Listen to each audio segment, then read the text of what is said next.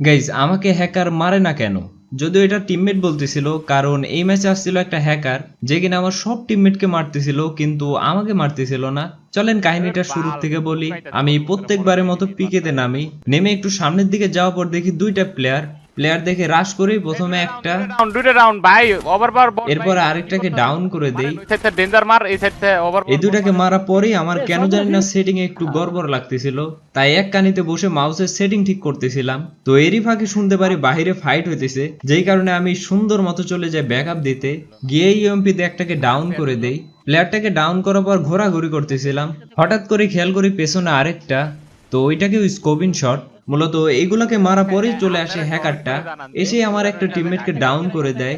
এরপর আরে ওই ওয়ালের ভিতর দিয়ে মারছে পুরা এই পার থেকে ওই পার, লরে মারার নাকি? কিন্তু ওর হেড গায়ে মারতে পারে না, কিন্তু ওর হেড গায়ে মারতে পারে না, হেড ওর মারতে গায়ে পারে কি না। শক্তি লাগে আছে যে ওরে মারা ওর পারে না? ইনপুট মানে টিমমেটটা বলতেছিল আমাকে মারে না কেন, যদিও কথাটা শুনে ভালোই লাগতেছিল আর নিজেকে সিগমা সিগমা মনে হইতেছিল, কিন্তু এরকম ভেবে কোনো লাভ হয় না। হ্যাকারটা টেলিপোর্ট করে চলে আসে সামনে, এসেই আমাকে ডাউন করে দেয়। আমাকে কিভাবে মারছে ওইটা দেখেন। তো ওইটা তো দেখলেন। এখন হ্যাকার যেহেতু মারছে, অবশ্যই আমারও হ্যাকারকে একবার হলেও মারা উচিত। শেষবারের মতো টিমমেটের কাছে রিভাইভ পাই, আর সবাই মিলে দোয়া করতেছিল যাতে ঠিকঠাক ভাবে মাটিতে নামতে পারে। এই হ্যাকারে মাইরা দিল, হ্যাকারে মাইরা দিল বাইচা। মানে তারা কেউ নামতে পারলো না, অথচ আমি নামছি।